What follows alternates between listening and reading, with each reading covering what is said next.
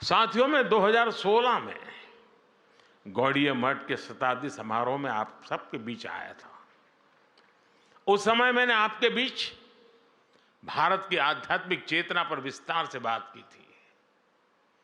कोई समाज जब अपनी जड़ों से दूर जाता है तो वो सबसे पहले अपने सामर्थ्य को भूल जाता है।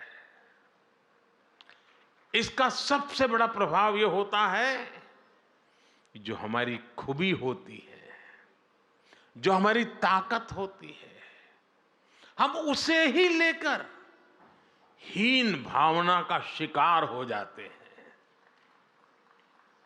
भारत की परंपरा में, हमारे जीवन में भक्ति जैसा महत्वपूर्ण दर्शन भी इससे अछूता नहीं रहा।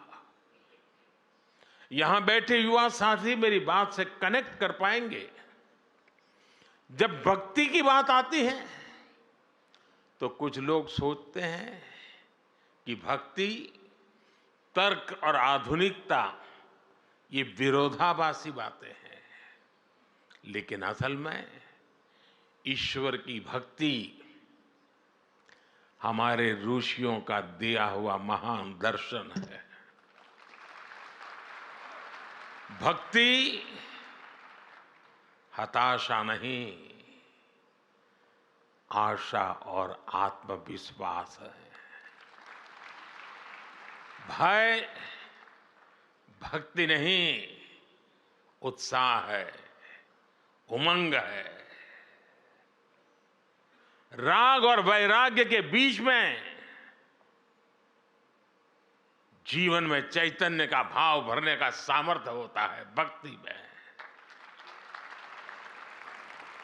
भक्ति वो है जिसे युद्ध के मैदान में खड़े श्री कृष्ण के गीता के 12वें अध्याय में महान योग बताते हैं, जिसकी ताकत से निराश हो चुके अर्जुन अन्याय के खिलाफ अपना गांडी उठा लेते हैं। इसलिए भक्ति पराभव नहीं, प्रभाव का संकल्प है। लेकिन साथियों, ये विजय हमें दूसरों पर नहीं, ये विजय हमें अपने ऊपर हासिल करनी है। हमें युद्ध भी अपने लिए नहीं, बल्कि धर्म क्षेत्र कुरुक्षेत्र की भावना से मानवता के लिए लड़ना है।